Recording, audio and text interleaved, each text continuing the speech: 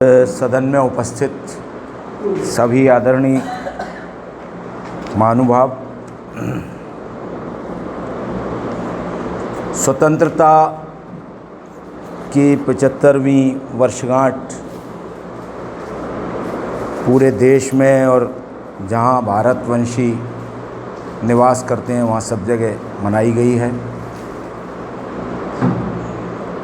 लोगों में उत्साह भी है, उल्लास भी है। अपनी ओर से मैं आप सबको इस अवसर की बधाई देता हूं, शुभकामनाएं देता हूं। कांग्रेस के बारे में चर्चा हम लोग कर रहे हैं और कांग्रेस जो कि एक आंदोलन, स्वतंत्रता संग्राम का एक बड़ा मंच, उसके एक एक व्यक्ति के बारे में पहले यहाँ पर चर्चा हो चुकी है।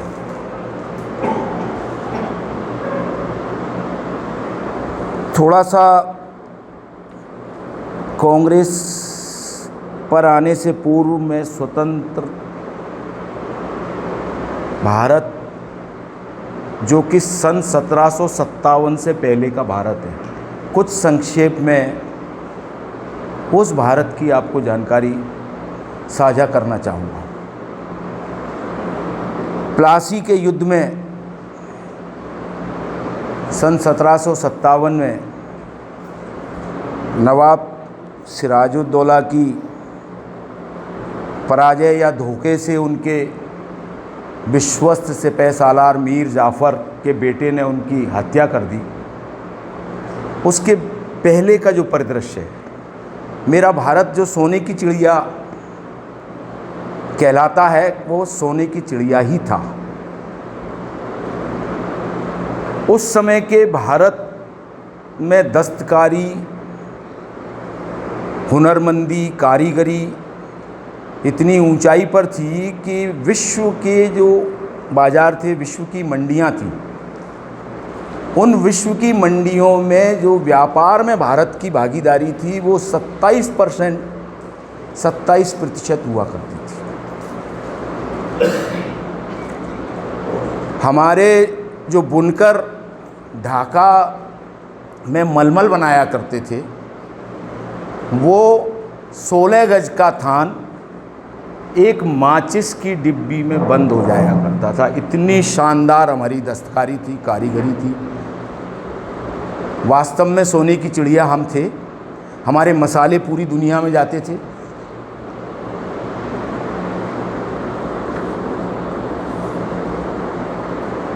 इसकी तरफ औरों की भी निगाह थी, ईस्ट इंडिया कंपनी की भी निगाह थी और सन 1757 में ईस्ट इंडिया कंपनी इसमें कामयाब होती है कि नवाब सिराजुद्दौला के सबसे विश्वस्त व्यक्ति मीर जाफ़र को अपनी तरफ मिला लेती है और उनके बेटे से नवाब सिराजुद्दौला की हत्या करवा के और भारत पर काबिज हो जाती है। किसी एक शायर ने लिखा है कि अपनों ने चल के चाल वो सूरज डुबो दिया। नवाब सिराजुद्दौला के बारे में लिखा है, अपनों ने चल के चाल वो सूरज डुबो दिया, एक खैर ख्वाए हिंद को हम सब ने खो दिया। तो ये जो हमारी ग़ुलामी की दास्तान है वो वहाँ से प्रारंभ होती है साथियों। और ग़ुलाम ईस्ट इंडिया कंपनी के जब हम हो जाते हैं तो हमारी जो दुर्दशा की कहानी है, गाँव में शोषण, गरीबों का शोषण, और उस बीच में आप देखिए कि सन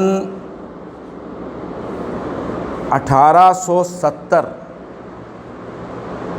से 1900 तक के बीच में जो भयंकर अकाल, महामारी, चेचक, प्लेग, टीबी आदि जो बीमारियां हैं, उन बीमारियों के कारण मेरे भारत के 1.5 करोड़ लोग अकाल मौत के शिकार हुए थे जो किसी यूरोप के देश के बराबर की जनसंख्या थी, जिस पर किसी अंग्रेज हाकिम ने, किसी ईस्ट इंडिया कंपनी ने एक शब्द भी उन लोगों के लिए नहीं बोला। मैं इस अपने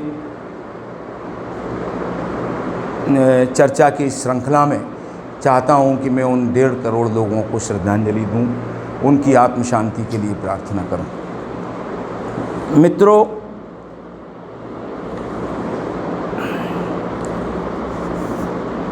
सीधे मैं कांग्रेस पर ही आता हूं। कांग्रेस की जो स्थापना है वो 28 दिसंबर 1885 को दोपहर 12 बजे बम्बई का गोकुलदास तेजपाल संस्कृत कॉलेज का सभागार, इस सभागार में एलन ऑक्टेवियन ह्यूम, जो कि यहाँ भारत में अंग्रेज़ व्यवस्था के एक ICS अफसर थे, उनके संपर्क में जो लोग थे, देश के जाने माने 72 लोग, उन 72 लोगों को A.O. ह्यूम ने आमंत्रित किया। ये 72 लोग 27 तारीख को सुबह वहाँ पहुँच गए बम्बई में, और 27 दिसंबर का दिन इस बात में बीता कि हम लोग चर्चा के हमारे क्या बिंदु होंगे, क्या हम बातचीत करेंगे। इसके बाद 28 दिसंबर को बम्बई के गोकुलदास तेजपाल संस्कृत कॉलेज के सभागार में सब लोग एकत्रित होते हैं। इसमें जो 72 लोग थे, उनकी जो जानकारी मेरे पास है वो मैं आपके साथ ज़रूर प्रस्तुत करना चाहूँगा। इसमें कलकत्ता से 3, बम्बई से 18, मद्रास से 8, कराची से 2, वीरमगांव से 1, सूरत से 6, पूना से 8, आगरा से 2, बनारस से 1, शिमला से 1, लखनऊ से 3, इलाहाबाद से 1, लाहौर से 1, अंबाला से 1, अहमदाबाद से 3, बरहामपुर मद्रास से 1, मुसलीपट्टनम से 1, चिंगलपुर से 1, तंजौर से 2, कुंभकोणम से 1, मदुरा से 1, तिन्नावली से 1, कोयम्बटूर से 1, सलेम से 1, कुडप्पा से 1, अनंतपुर से 1, बेल्लारी से 1, इन सभी को एकत्रित करने का कार्य A.O. ह्यूम ने किया। 28 दिसंबर को दोपहर 12 बजे ह्यूम साहब के प्रस्ताव पर और सुब्रमण्यम अय्यर के अनुमोदन से कलकत्ता के जाने माने उस समय जो बैरिस्टर थे, एडवोकेट थे, श्री W.C. बनर्जी, वो इसके प्रथम अध्यक्ष बनाए गए। W.C. बनर्जी ने अपने अध्यक्ष पद से एक संक्षिप्त सारगर्भित उद्बोधन दिया है। उसमें वो कहते हैं कि इससे पहले ऐतिहासिक काल में भारत भूमि पर इतना महत्वपूर्ण विशाल सम्मेलन नहीं हुआ। कांग्रेस के उद्देश्य और लक्ष्य उन्होंने जो बताए थे वो 4 थे। एक, साम्राज्य के भिन्न भिन्न भागों के देशभक्तों से परिचय और मित्रता स्थापित करना, नंबर 1 ये उद्देश्य था। नंबर 2, जो बहुत महत्वपूर्ण है, इसकी ओर हमको ध्यान देने की आवश्यकता है आज के संदर्भों में, जाति, संप्रदाय और प्रांतों से संबंध रखने वाले भेदभावों को मिटाकर एक राष्ट्रीयता की भावना को दृढ़ करना है। ये 1885 में जो उन्होंने उद्देश्य तय किए थे, उसमें जो नंबर 2 है वो आज के मौजूदा जो हमारा जो समय है उसमें हमारे लिए, सबके लिए, पूरी मानव जाति के लिए बहुत महत्वपूर्ण है। नंबर 3, परस्पर परामर्श से वर्तमान समय की मुख्य सामाजिक समस्याओं पर सम्मति स्थिर करना। और नंबर 4, यह निश्चय करना कि अगले 12 महीने में उद्देश्यों की पूर्ति के लिए क्या क्या साधन काम में लाए जाएंगे। 1885 के इस अधिवेशन में इंडियन नेशनल कांग्रेस, भारतीय राष्ट्रीय कांग्रेस का गठन हुआ। इसमें जो प्रस्ताव पारित किए गए वो नंबर 1, भारत के शासन की जांच के लिए एक शाही कमीशन स्थापित किया जाए। नंबर 2, विलायत में बने हुए सेक्रेटरी ऑफ स्टेट के वर्तमान संगठन को तोड़ दिया जाए। नंबर 3, केंद्रीय और प्रांतीय काउंसिलों का विस्तार और सुधार किया जाए। उनमें प्रश्न करने और बजट पास करने की प्रथा जारी की जाए। नंबर 4, सिविल सर्विस की परीक्षा इंग्लैंड और भारत दोनों जगहों में एक साथ हो। नंबर 5, सैनिक व्यय घटाया जाए। मैं समझता हूँ कि गांधी जी नहीं है 1885 में, लेकिन गांधी जी की भावना वहाँ है कि सैनिक व्यय, क्योंकि गांधी जी सदैव सैनिक व्यय को घटाने के पक्षधर रहे हैं। हर जगह उन्होंने ये बात हर जगह कही है। नंबर 6, विलायत से आने वाले कपड़ों पर आयात कर जिसे हटा दिया गया है फिर से लगा दिया जाए, क्योंकि विलायत से जो कपड़ा आता था उस पर से आयात कर हटाने से जो हमारे देश का जो बुनकर जो कपड़ा बनाता था उसके मुकाबले में वो नहीं ठहर पाता था। नंबर 7, बर्मा को यदि साम्राज्य में मिलाना ही हो तो उसे भारत से अलग रखा जाए ताकि उसका बोझ भारत की प्रजा पर न पड़े। ये प्रस्ताव आदरणीय साथियों 1885 में इंडियन नेशनल कांग्रेस के गठन के समय पारित हुए और इंडियन नेशनल कांग्रेस का सफ़र शुरू हुआ। 1885 से आज तक भारतीय राष्ट्रीय कांग्रेस, इंडियन नेशनल कांग्रेस ने अपने 94 अध्यक्षों का चुनाव किया है। WC बनर्जी से लेकर श्रीमती सोनिया गांधी तक कांग्रेस के अभी तक 94 अध्यक्ष हैं जो निर्वाचित हुए हैं। इनमें कांग्रेस पार्टी को ये गर्व और फ़ख्र है कि कांग्रेस ने स्वतंत्रता के आंदोलन के समय 3 महिला नेत्रियों को अपना अध्यक्ष का दायित्व देकर नेतृत्व की जिम्मेदारी दी।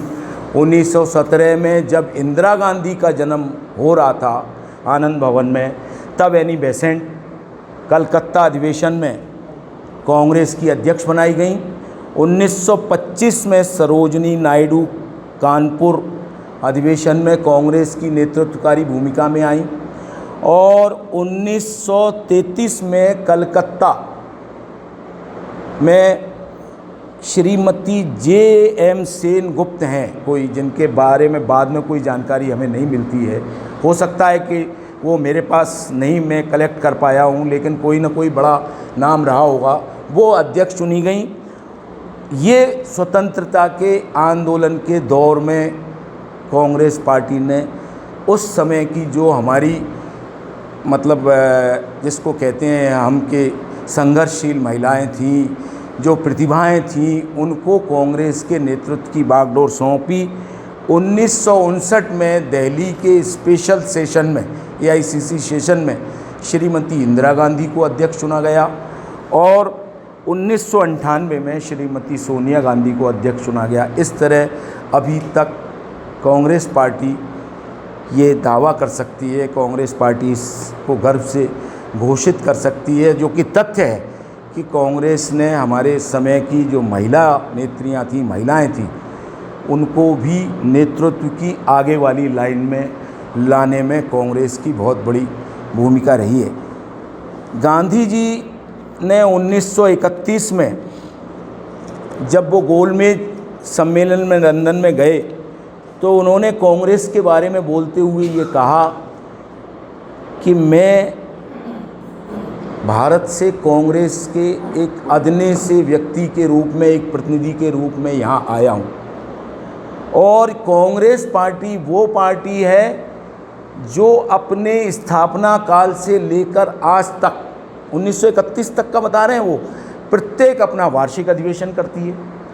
प्रति वर्ष इस पार्टी के अध्यक्ष और पदाधिकारियों का चुनाव होता है, देश की समस्याओं पर विचार विमर्श होता है और गांधी जी ने इस बात को घोषित किया कि कांग्रेस में सारे धर्मों के लोग हैं, सारे फ़िरक़ों के लोग हैं, सारे मतांतरों के लोग हैं। कांग्रेस भारत की एकमात्र प्रतिनिधि संस्था है जिसके प्रथम अध्यक्ष WC बनर्जी ईसाई धर्म के अनुयायी थे। दादा भाई नौरोजी पारसी थे। दादा भाई नौरोजी और फिरोज शाह मेहता दोनों पारसी थे।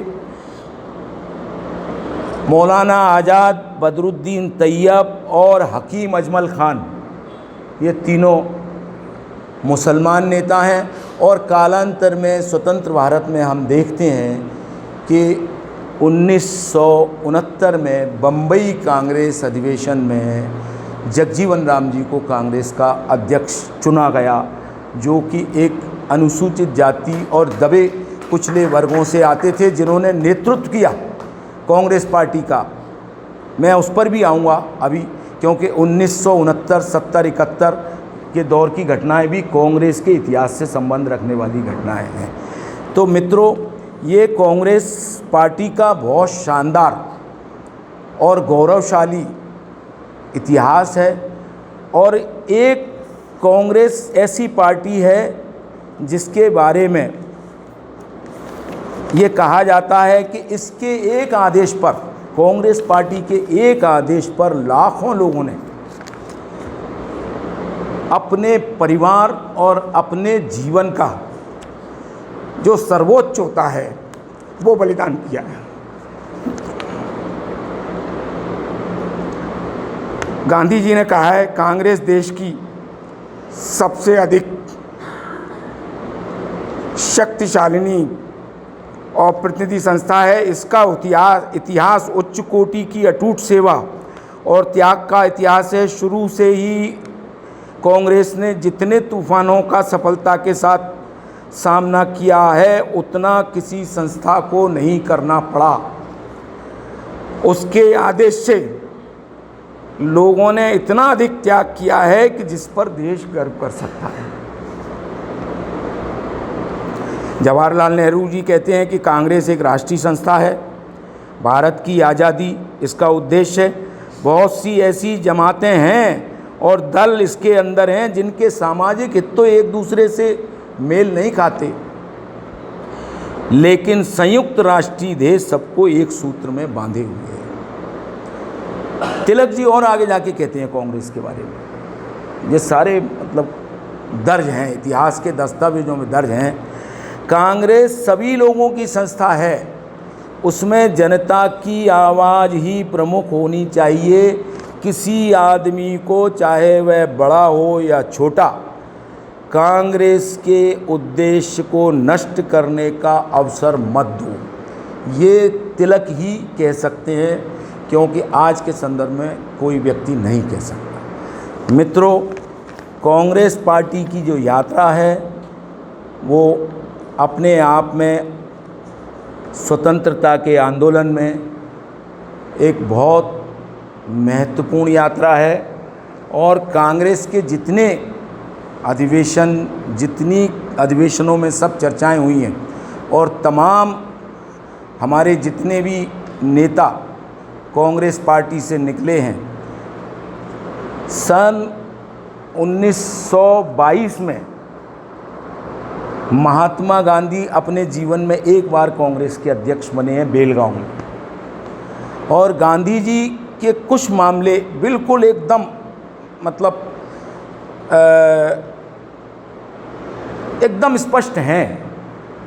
जब वो बेलगांव अधिवेशन के अध्यक्ष पद से अपना उद्बोधन दे रहे थे, तो गांधी जी ने देशवासियों से कहा कि चरखा और खादी, अहिंसा और सत्य, ये आज़ादी के आंदोलन के महत्वपूर्ण हमारे अस्त्र हैं। इसके अलावा हिंदू मुस्लिम एकता कायम जब तक नहीं होती, तब तक आज़ादी की लड़ाई सफलता की ओर नहीं बढ़ेगी। इससे भी आगे जाकर के जिसकी आज सबसे ज़्यादा ज़रूरत है, इससे भी आगे जाकर के महात्मा गांधी कहते हैं कि अस्पृश्यता भारत की आज़ादी के आंदोलन का सबसे बड़ी बाधा है, सबसे बड़ी रुकावट है। और मेरे कुछ हिंदू समाज के लोग, क्योंकि गांधी जी सनातनी हिंदू थे, ये तो सही बात है, जो ये कहते हैं, गांधी जी यहाँ बिल्कुल सबको खड़ा कर रहे हैं सामने, कि ये अस्पृश्यता ईश्वर की बनाई हुई व्यवस्था है, तो महात्मा गांधी यहाँ पर कहते हैं कि इससे बड़ा असत्य कोई नहीं हो सकता, ये हमारी ही बनाई हुई व्यवस्था है और इसको जल्दी से जल्दी समाप्त किए बिना हिंदू समाज जो पतन के रास्ते पर जा रहा है, इस कारण से वो पतन के रास्ते से वापस नहीं आ सकता। और उन्होंने कहा एक जगह पर कि महात्मा गांधी का जो सर है वो झुका हुआ है, इस अस्पृश्यता को मिटाने के लिए यदि मुझे अपने सिर का बलिदान देना पड़ेगा तो वो भी मैं दूंगा। एक जगह उन्होंने महादेव देसाई की डायरी में गांधी जी का ये वक्तव्य भी सामने आया है। महादेव देसाई पर भी मैं आऊँगा। महादेव देसाई जो कि महात्मा गांधी के, जिनके बारे में चर्चा अक्सर नहीं हो पाती है, थोड़ी देर में मैं महादेव देसाई पर भी आऊँगा कि महादेव देसाई गांधी जी के लिए क्या थे। मित्रों, ये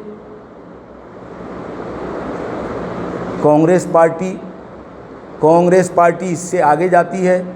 1931 में जो कराची सम्मेलन है कांग्रेस का, उस कराची सम्मेलन में कांग्रेस पार्टी ने अपना उद्देश्य घोषणा पत्र जारी किया है। 1931 में कराची में कहा है कि कांग्रेस क्या सोचती है देश के नागरिकों के लिए, क्या चाहते हैं हम, जिसमें उन्होंने ये कहा है कि भारत के प्रत्येक नागरिक को विचार अभिव्यक्ति का अधिकार, संघ अथवा संगठन बनाने का अधिकार 1931 में कांग्रेस ने ये घोषित किया है। और शांतिपूर्वक और बिना हथियारों के ऐसे उद्देश्य के लिए जो कानून और नैतिकता के विरुद्ध न हो, एकत्रित होने का अधिकार है। कांग्रेस इसके लिए प्रयासरत रहेगी। सार्वजनिक व्यवस्था और नैतिकता के अंतर्गत प्रत्येक नागरिक को आत्मा की स्वतंत्रता और अपने धर्म पर चलने और उसके अनुसार आचरण करने की स्वतंत्रता होगी। ये आज के समय में, उस समय 1931 में जो कांग्रेस के उद्देश्य घोषणा पत्र में कहा गया है, वो आज के समय की बहुत बड़ी ज़रूरत है मित्रों। इससे आगे अल्पसंख्यकों और विभिन्न भाषाई क्षेत्रों की संस्कृति, भाषा और लिपि की रक्षा की जाएगी। किसी भी नागरिक के साथ उसके धर्म, जाति, मत अथवा लिंग के आधार पर सार्वजनिक पद और सत्ता के पदों पर नियुक्ति और व्यापार एवं पेशे आदि के लिए किसी भी प्रकार का भेदभाव नहीं किया जाएगा। कांग्रेस सबको ये विश्वास दिला रही है कि कांग्रेस सबकी संस्था है, कांग्रेस सबके लिए लड़ रही है। सभी नागरिकों को उन कुओं, तालाबों, सड़कों, पाठशालाओं और सार्वजनिक स्थलों पर उनका समान अधिकार होगा, जिनका रखरखाव राज्य की निधियों से किया जाता है अथवा जिन्हें निजी व्यक्तियों द्वारा सार्वजनिक प्रयोग के लिए सौंप दिया गया है। उस समय लोग कुएं भी खुदवाते थे, तालाब भी बनवाते थे संपन्न लोग, और सार्वजनिक उपयोग के लिए उनको समर्पित भी कर देते थे, तो वो लोग भी इसमें कवर किए गए हैं कांग्रेस के इस घोषणा पत्र में। प्रत्येक नागरिक को इस संबंध में बनाए गए नियमों और प्रतिबंधों के अंतर्गत हथियार रखने और धारण करने का अधिकार होगा।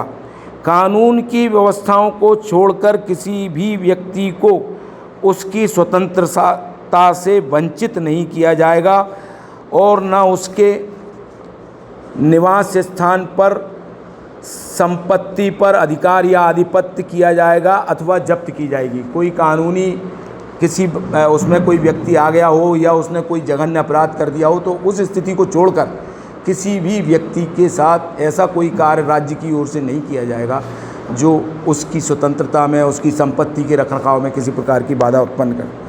राज्य सभी धर्मों के साथ समान व्यवहार करेगा। 1931 में कांग्रेस के अधिवेशन में ये बात कही गई है, जो आज के संदर्भ में नहीं, वो तो सदियों तक जब तक मानव समाज रहेगा, मानव जाति इस संसार में रहेगी, तब तक 1931 का कांग्रेस का जो कराची अधिवेशन का घोषणा पत्र है वो हमेशा हमेशा मानव जाति का मार्गदर्शन करता रहेगा, मानव को शक्ति देता रहेगा और हिम्मत देता रहेगा। वोट देने का अधिकार सर्वव्यापी व्यस्क मताधिकार के आधार पर होगा। इस आधार पर नहीं होगा कि कोई बहुत बड़ा आदमी है, कोई राज परिवार से है, कोई बड़े धन्ना सेठ परिवार से है, कोई बड़े किसी उपाधि प्राप्त परिवार से है। प्रत्येक नागरिक, जिसको बाद में लागू किया है कांग्रेस ने कि 21 वर्ष उस समय हमने लागू की थी कांग्रेस पार्टी ने 1947 में, कि जो व्यक्ति 21 वर्ष की आयु प्राप्त कर चुका है वो खेत में काम करने वाला मज़दूर है, कल कारखाने में काम करने वाला मज़दूर है, गरीब है, बैलगाड़ी चलाने वाला, ठेला चलाने वाला, वो प्रत्येक व्यक्ति अपना मत देने का अधिकार उसको होगा। राज्य उपाधियां प्रदान नहीं करेगा। 1931 में कांग्रेस पार्टी ने ये संकल्प लिया था। राज्य निःशुल्क और अनिवार्य प्रारंभिक शिक्षा की व्यवस्था करेगा। ये 1931 में कांग्रेस का संकल्प था। भारत का प्रत्येक नागरिक देश में कहीं भी आ जा सकता है और उसके किसी भी जगह में किसी भी भाग में रुक सकता है और बस सकता है, बस भी सकता है, संपत्ति खरीद सकता है और कोई भी व्यापार और व्यवसाय कर सकता है।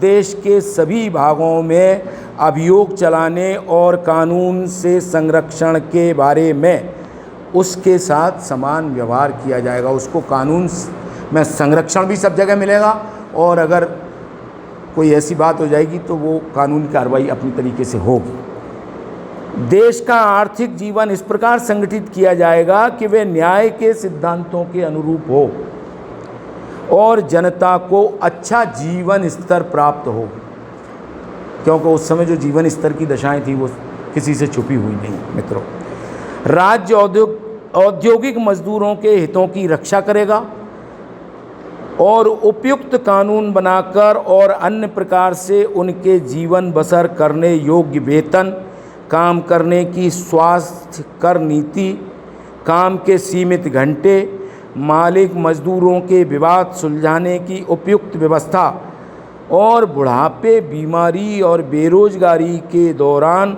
आर्थिक संकट से बचाव की व्यवस्था राज्य करेगा। ये 1931 के कराची अधिवेशन में कांग्रेस ने संकल्प व्यक्त किया। उन अवस्थाओं का निराकरण किया जाएगा जिनके कारण मजदूरों को दास्ता में अथवा दास्ता के समान स्थिति में रहना पड़ता है। बंधुआ मजदूर, जो बंधुआ मजदूर कानून बना करके स्वतंत्र भारत में कांग्रेस पार्टी के समय में ही बंधुआ मजदूरी प्रथा को ख़त्म किया गया। महिला कर्मचारियों के लिए उचित संरक्षण और उनके प्रसूति काल के दौरान पर्याप्त छुट्टी की व्यवस्था राज्य के द्वारा की जाएगी। 1931 में ये बात कराची में कांग्रेस ने अपने संकल्प में रखी। मित्रों, उन बच्चों को जिनकी उम्र स्कूल जाने की है,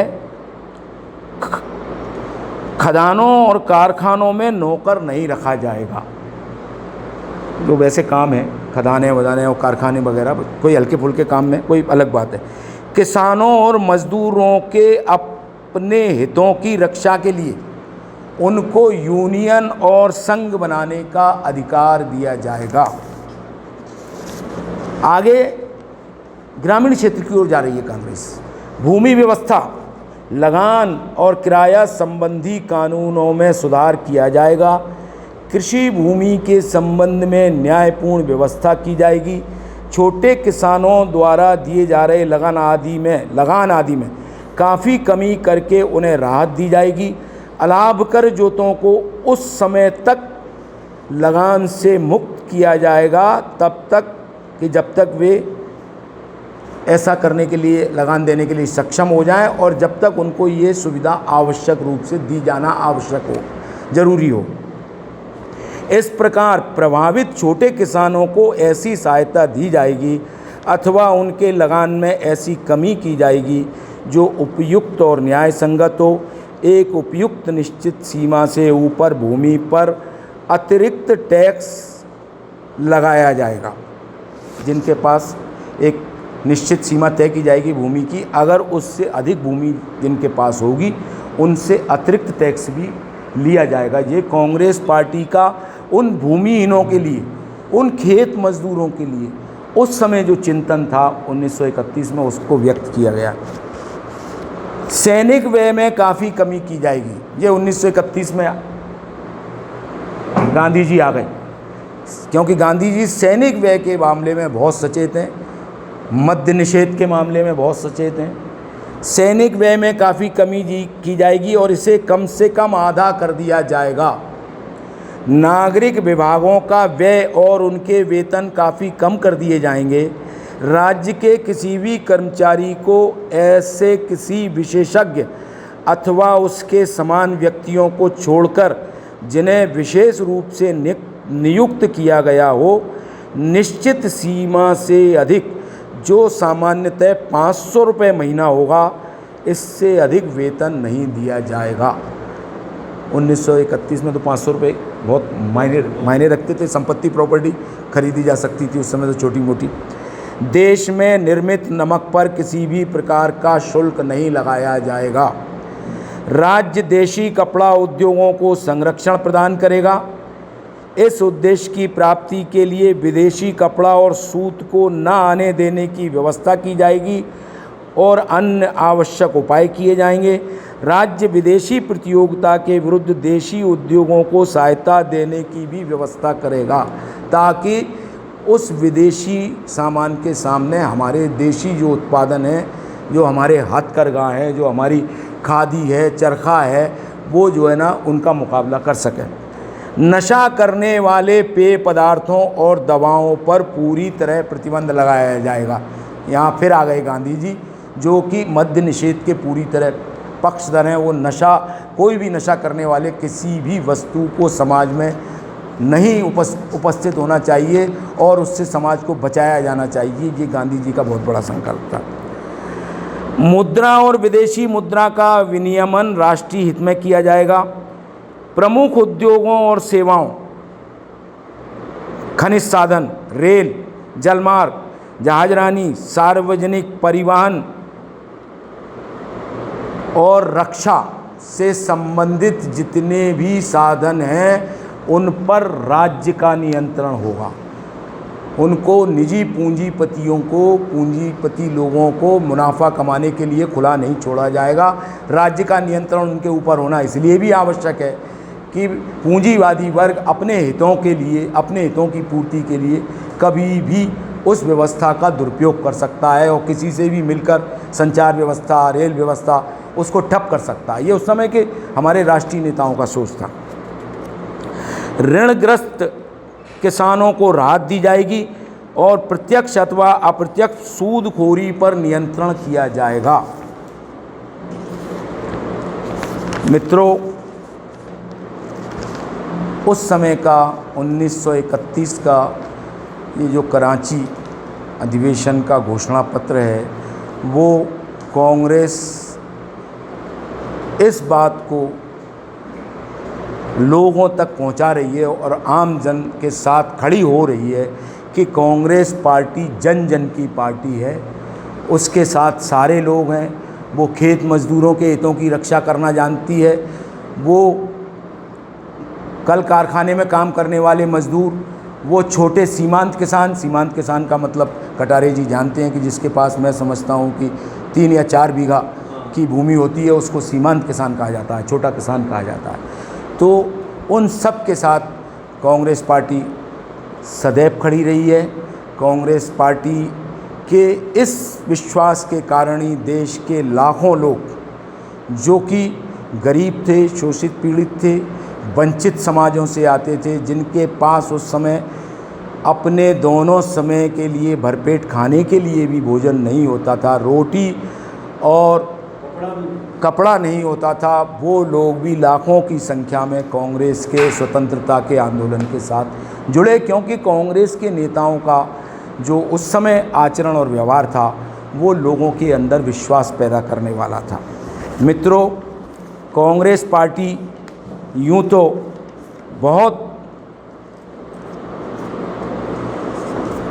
बड़ा उसका योगदान है और स्वतंत्रता के आंदोलन में लोगों को जोड़ने, स्वतंत्रता के आंदोलन के साथ लोगों को शामिल करने, और उस समय के जो भी नेता हैं हमारे, जैसे बहुत सारी बातें कई बार ऐसी सामने आती हैं जिनके बारे में कहीं कोई, मुझे तो ऐतिहासिक तथ्य या किसी भी लेखक की किसी पुस्तक में देखने को नहीं मिले।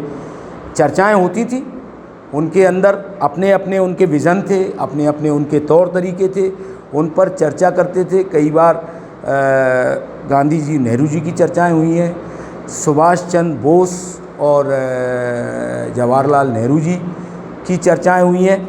सुभाष चंद्र बोस जब 1938 में कांग्रेस पार्टी के अध्यक्ष बने, हरिपुरा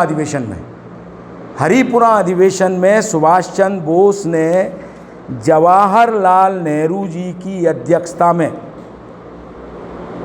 एक योजना समिति बनाई है और जवाहरलाल नेहरू जी ने उस सुभाष बाबू के प्रस्ताव के अनुसार योजना समिति की अध्यक्षता का कार्यभार संभालते हुए, और उसकी बाकायदे गाइडलाइन तय की गई है। उसकी गाइडलाइन में प्रमुख रूप से इस बात को तय किया गया है कि जब आज़ादी हम प्राप्त कर लेंगे, कांग्रेस के नेतृत्व में स्वतंत्रता मिल जाएगी, तो कांग्रेस पार्टी अभी से उसकी तैयारी करे कि एक योजना समिति क्या काम करेगी, ये योजना समिति भविष्य में किस दिशा की ओर देश को ले जाएगी। उसका पहला लक्ष्य ये निर्धारित किया गया था कि जो वर्तमान हमारे देश के करोड़ों लोगों का जीवन स्तर है, उस जीवन स्तर को, मतलब उनकी जो वर्तमान स्थिति है उसको दोगुना किया जाएगा। उनके अंदर राष्ट्रीय एकता, अखंडता, भाईचारे की भावना का प्रचार प्रसार भी योजना समिति के द्वारा, योजना आयोग के द्वारा किया जाएगा। और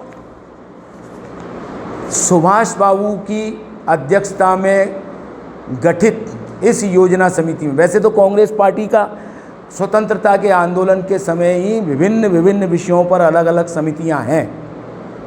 कांग्रेस का विदेश विभाग भी तभी से काम कर रहा था। जवाहरलाल नेहरू जी की अध्यक्षता में कांग्रेस का अपना एक विदेश विभाग था, जिस विदेश विभाग का काम जवाहरलाल नेहरू और डॉक्टर राम मनोहर लोहिया दोनों अपने परामर्श से किया करते थे। ज़्यादातर उसका काम डॉक्टर राम मनोहर लोहिया जी को नेहरू जी ने सौंपा हुआ था। और उसी योजना समिति की जो अवधारणा थी सुभाष बाबू की, उस अवधारणा के आधार पर स्वतंत्र भारत में 1951 में जवाहरलाल नेहरू जी ने योजना आयोग का गठन किया है। जो योजना आयोग को लक्ष्य दिए गए हैं, हर 5 वर्ष के लिए लक्ष्य दिए जाते थे, उस योजना आयोग ने सफलतापूर्वक कार्य किया है। नेहरू जी की अध्यक्षता में, नेहरू जी के प्रधानमंत्री काल में उस योजना आयोग के द्वारा देश को इतनी ऊंचाई पर पहुंचाया गया है कि इसकी हम लोग कल्पना नहीं कर सकते।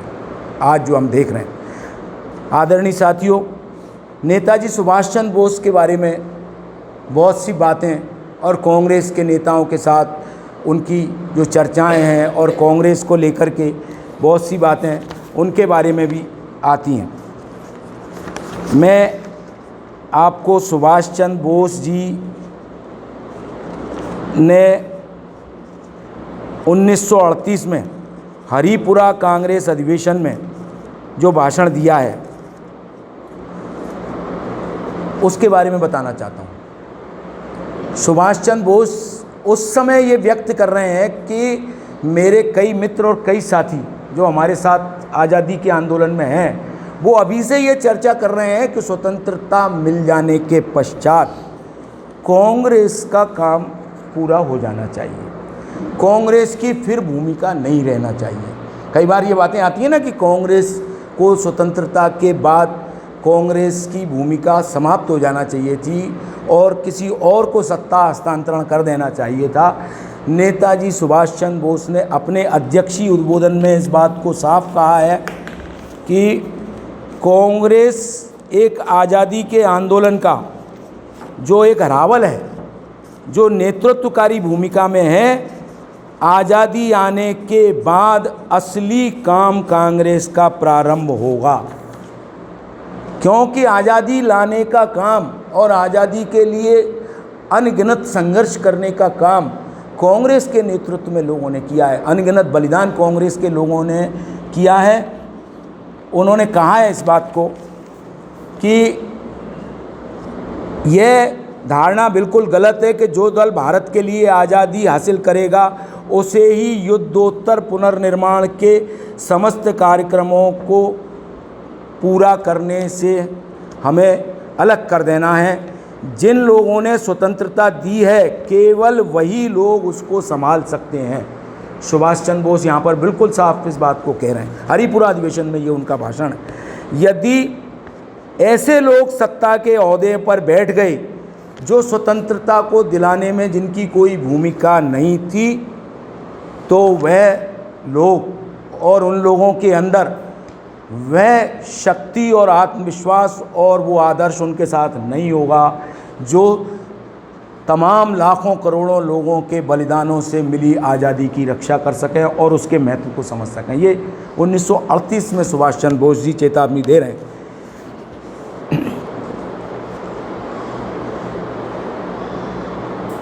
वो कह रहे हैं कि यदि कांग्रेस पार्टी स्वतंत्रता प्राप्ति के पश्चात लोगों के प्रचार प्रसार या किसी तरह के प्रभाव में आके अपनी भूमिका को किसी तरह समाप्त कर देती है, तो उसका क्या परिणाम होगा, उसके लिए भी वो चेतावनी दे रहे हैं। उसके लिए वो ये कह रहे हैं कि पूरे देश में और पूरे समाज में अराजकता फैल जाएगी। इसलिए जो सुव्यवस्थित काम है इस देश का, उसको करने की तरफ कांग्रेस पार्टी को स्वतंत्रता के पश्चात भी इस जिम्मेदारी को निभाना चाहिए। सन 1938 में एक और ज्वलंत समस्या की ओर नेताजी सुभाष चंद्र बोस ने ध्यान दिलाया है, जो वो 1938 में बता रहे हैं, जो आज पूरी दुनिया के सामने और ख़ासतौर से भारत के सामने तो आई गई है, बहुत ज्वलंत रूप में सामने आ गई है। उस समय हमारी आबादी 30 करोड़ थी। उस समय सुभाष चंद्र बोस उस अधिवेशन में भाषण देते हुए ये कह रहे हैं कि इस आबादी के लिए आज हमारे पास न रोटी है, न कपड़ा है, बीमार पड़े लोग तो उनके लिए दवाई नहीं है, नागरिक सुविधाएं नहीं है, बुनियादी सुविधाएं नहीं है। तो जो आबादी नियंत्रण किस तरह से हम करें, इसकी ओर भी हमको विचार करना पड़ेगा। उस समय कह रहे हैं वो, इस आधार पर नहीं कह रहे कि किसी विशेष समूह के लिए कह रहे हो, पूरे देश के लोगों के लिए कह रहे हैं कि आबादी नियंत्रण कांग्रेस को अपने प्रमुख कार्यक्रमों में रखना पड़ेगा। जमींदारी उन्मूलन हमको करना पड़ेगा। भूमि व्यवस्था में क्रांतिकारी सुधार हमको करने पड़ेंगे।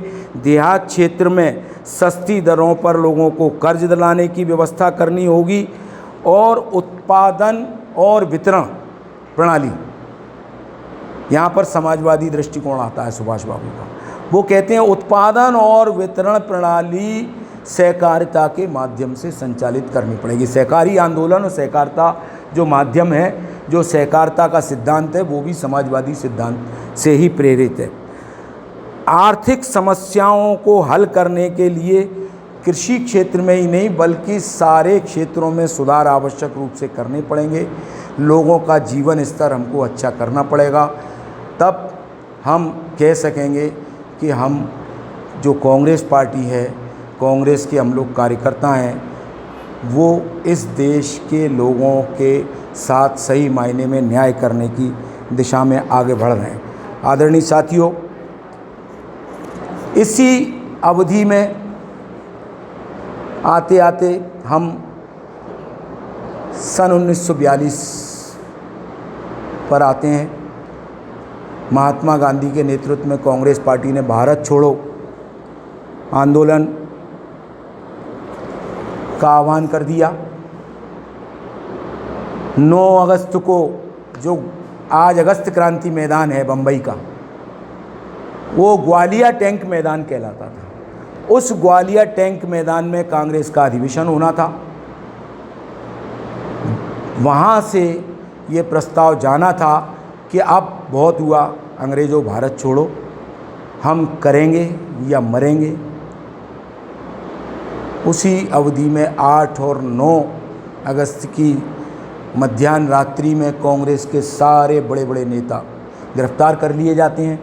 महात्मा गांधी, मौलाना आज़ाद, सरदार पटेल, जवाहरलाल नेहरू, डॉक्टर राजेंद्र प्रसाद शायद पटना में थे उस समय, आ नहीं पाए थे, या और जितने भी हमारे उस दौर के बड़े बड़े नेता हैं वो सब गिरफ्तार कर लिए जाते हैं। तब गांधी जी ने ये आह्वान किया कि देश का प्रत्येक नागरिक कांग्रेसमैन है और देश का प्रत्येक व्यक्ति गांधी है, और देश खड़ा हो गया।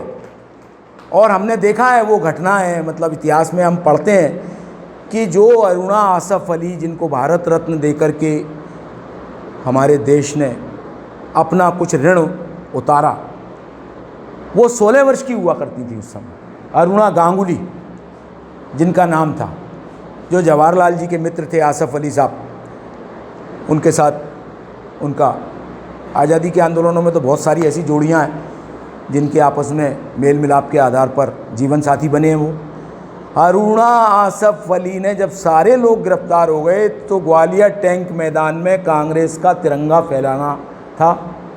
16 वर्ष की अरुणा आसफ गांगुली दौड़ करके जाती हैं तिरंगा लेकर के, और उस स्थान पर जहां महात्मा गांधी और हमारे राष्ट्रीय नेताओं को कांग्रेस का झंडा फहराना था, उस स्थान पर झंडा जाकर के आरोपण कर देती हैं, और वहां से जो है ना अंग्रेज़ों की उल्टी गिनती शुरू हो जाती है।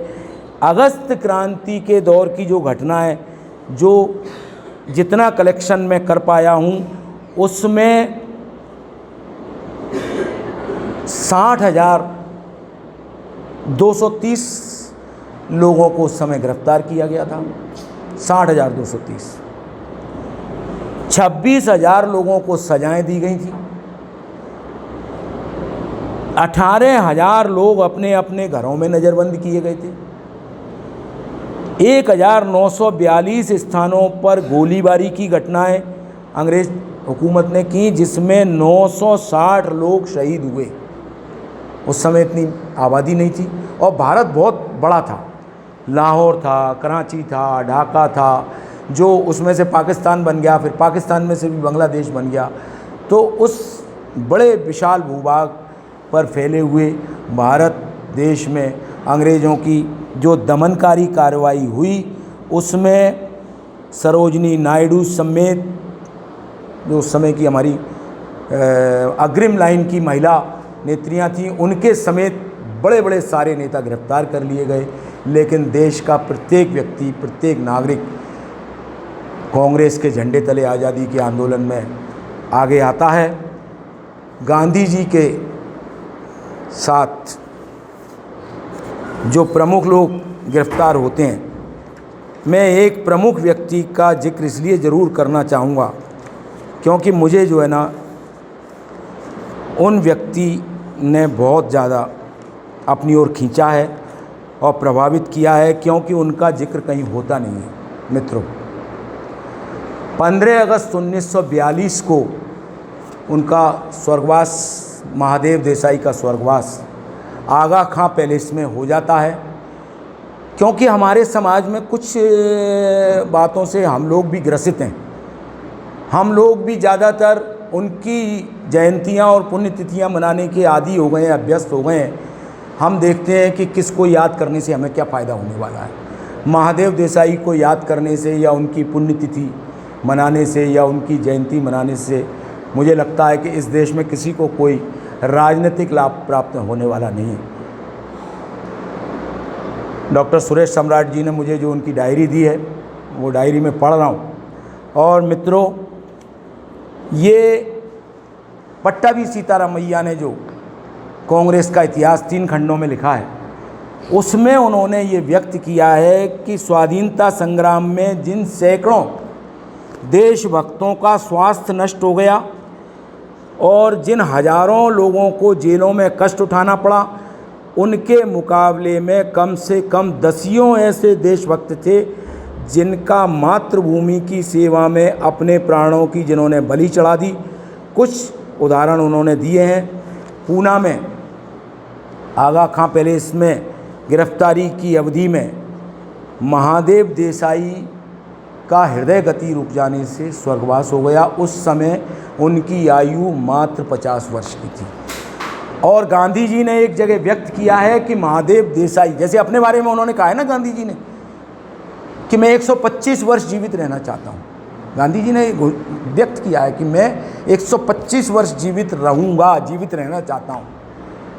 ऐसे ही महादेव देसाई ने कभी गांधी जी से कहा होगा कि बापू मैं 100 वर्ष कम से कम जीवित रहना चाहता हूँ। 50 वर्ष की आयु में महादेव देसाई प्रातःकाल 8:40 पर उनकी मृत्यु हो गई। गांधी जी को महादेव देसाई वो अपने पुत्र से भी अधिक उसको प्यार करते थे। और मुझे नहीं मालूम कि कस्तूरबा गांधी जी के अलावा महादेव देसाई का ही अंतिम संस्कार महात्मा गांधी ने अपने हाथों से किया है। और जो कुछ बातें हैं महादेव देसाई को लेकर के, मैं इसलिए उनको याद करना आवश्यक समझता था जब भी कांग्रेस की बात हो, क्योंकि 15 अगस्त है उनका दिन और 15 अगस्त को इस देश में स्वतंत्रता प्राप्त हुई है। कोई भी कारण रहे हों, लेकिन उनको भुलाने में हम सब लोग भी भागीदार हैं, उसमें मैं अपने को अलग नहीं कर सकता। मित्रों, ऐसे अनेक जो लोग हैं जो महात्मा गांधी जी के आदेश पर, महात्मा गांधी जी के निर्देश पर, जिन्होंने अपने जीवन का सब कुछ, और वो इतने विलक्षण व्यक्ति थे कि यदि कुछ भी काम वो प्राइवेट भी कर लेते तो भी बहुत कुछ आर्थिक आय अर्जित कर सकते थे। ऐसा उनके प्रशंसकों ने गांधी जी को पत्र लिखे हैं और गांधी जी को लिखे पत्रों में उनके प्रशंसकों ने बहुत कुछ कहा है, जिसके बारे में गांधी जी ने सबको सांत्वना दी है और सबको कहा है कि अपन सब मिलकर उनकी स्मृति के लिए काम करेंगे, प्रयास करेंगे। आदरणीय साथियों, सन 1942 की अगस्त क्रांति के बाद का जो भी समय है, एक उल्लास और उत्सव, स्वतंत्रता आई है कांग्रेस के प्रयासों से, और कांग्रेस के प्रयासों से आई स्वतंत्रता में हमें आज़ादी का अमृत मिला है। तो विभाजन का हमको विष भी मिला है और उस विष ने हम सबको हमारे जनजीवन को, हमारी प्रवृत्तियों को, हमारे स्वभाव को एक सांप्रदायिकता का रूप लेके हम सब लोगों को प्रभावित कर दिया है।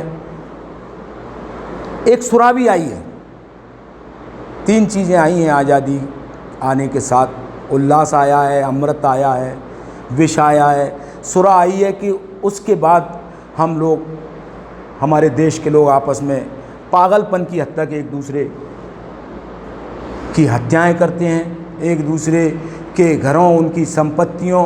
और उस समय तो एक ही था ना भारत, चाहे कराची हो, चाहे रावलपिंडी हो, चाहे जो भी हो, जो भी स्थिति हो, तो मेरे देश की माताओं बहनों के साथ जो कुछ भी उस समय के इतिहास में हमने ही किया है, जो कुछ किया है, उसके लिए कभी भी इतिहास में उस समय के कृत्यों के लिए हमको माफ़ी नहीं मिलेगी। मित्रों, विभाजन का जो प्रस्ताव है उसके बारे में तरह तरह से लोगों की धारणा है। कांग्रेस पार्टी ने गलत किया, कांग्रेस पार्टी ने सही किया। जे.बी. कृपलानी उस समय कांग्रेस के अध्यक्ष हैं। जवाहरलाल नेहरू जी उस तैयारी में लगे हुए हैं, क्योंकि पूरी एक टीम भावना है, कौन क्या काम करेगा। जे.बी. कृपलानी अध्यक्ष हैं, उन्होंने भी इस बात को व्यक्त किया है कि ये जो हमारा फैसला होने जा रहा है या हो चुका है, इसके सही गलत के बारे में मैं कुछ नहीं कहूँगा, लेकिन मैं भारी मन से ये कहना चाहता हूँ कि इसके अलावा हम लोगों के पास कोई विकल्प नहीं था। जिन लोगों ने भी विभाजन की स्थितियाँ पैदा की, हम उनके आगे असहाय हो गए और इस विभाजन को हम लोगों को स्वीकार करना पड़ा है। गांधी जी ने ये कहा है कि ये हमारी अनेक वर्षों के जो संघर्ष, उस संघर्ष की बहुत बड़ी विफलता है। गांधी जी ने कही है ये बात कि हमने विभाजन स्वीकार किया। कोई भी नहीं चाहता था, ना गांधी जी चाहते थे, ना सरदार पटेल चाहते थे, ना मौलाना आज़ाद चाहते थे, ना नेहरू जी चाहते थे, लेकिन जो भी परिस्थिति बनी, इसकी मीमांसा इतिहास में इसकी समीक्षा होती रहेगी।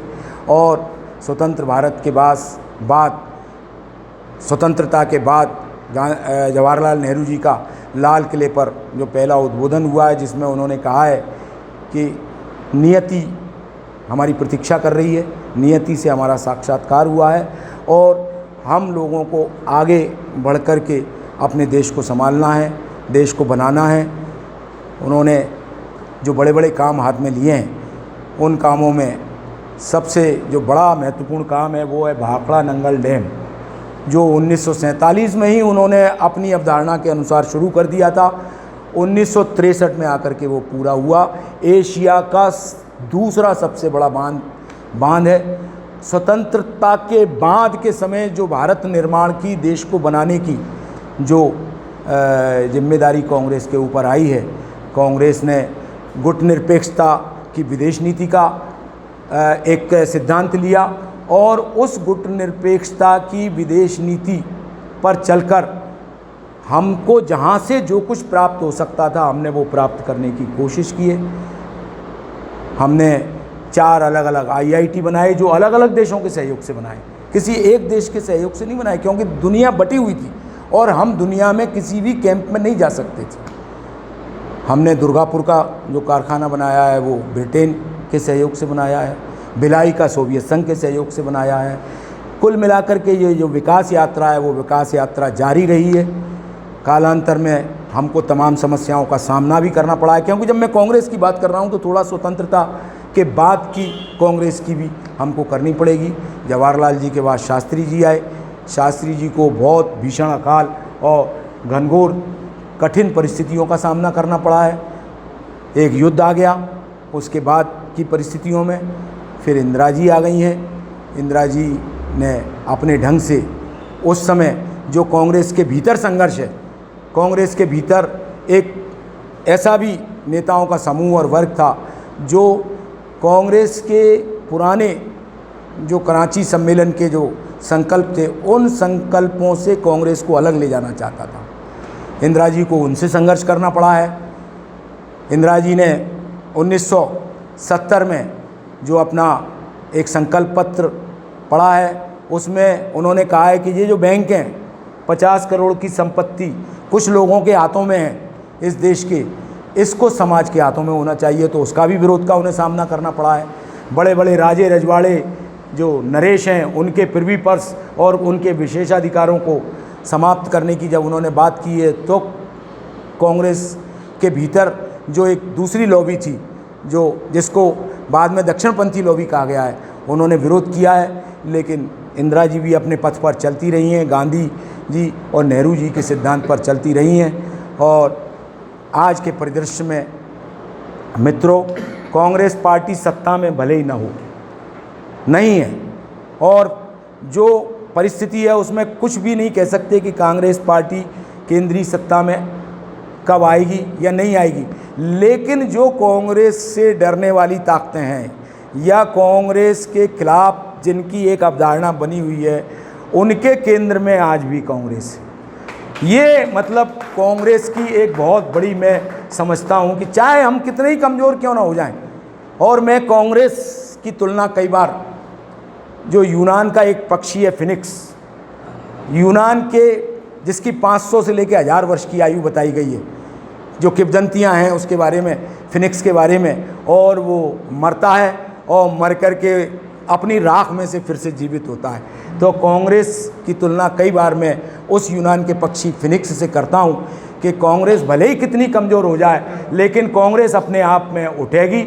और जैसे फिनिक्स अपनी मृत्यु के बाद फिर से नए फिनिक्स के रूप में सामने आता है, ऐसे कांग्रेस पार्टी इस देश में आएगी, नेतृत्व की भूमिका में आएगी, और देश के निर्माण की जो जिम्मेदारी गांधी, नेहरू ने, सरदार पटेल ने, मौलाना आज़ाद ने, एनी बेसेंट ने, सरोजनी नायडू ने, मैडम JM सेन गुप्त ने और तमाम हमारे जो नेता हुए हैं आज़ाद कराने के बाद, नेताजी सुभाष चंद्र बोस ने, इन सब ने जो देश के नए निर्माण की जो जिम्मेदारी संभाली थी, जो दिशा जो उन्होंने दिखाई थी, उस दिशा की ओर हम एक बार फिर से कांग्रेस पार्टी के नेतृत्व में आगे बढ़ेंगे।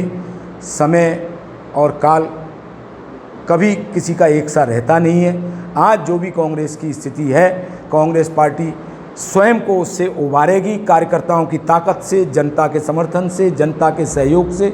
इसका मैं विश्वास व्यक्त करते हुए कांग्रेस के इतिहास के बारे में, वैसे तो कांग्रेस का इतिहास कोई व्यक्ति 1 घंटे में, सवा घंटे में, 1.5 घंटे में, 2 घंटे में भी नहीं पूरा बोल सकता। बहुत लोगों एक श्रृंखला ही अगर हो जाए पूरी व्याख्यान माला, तो भी वो दिन भर में कम हो जाएगी। मैंने संक्षिप्त में बहुत सारी घटनाओं को उसमें समेटने का प्रयास किया है। इसमें मैंने प्रयास ये किया है कि तथ्यों की कोई गलती मुझसे ना होने पाए। मेरी भावना व्यक्त करने में अगर कहीं गलती हो गई हो तो उसके लिए क्षमा व्यक्त आप सबसे मांगते हुए अपने वक्तव्य को मैं समाप्त करूंगा। धन्यवाद। जय हिंद।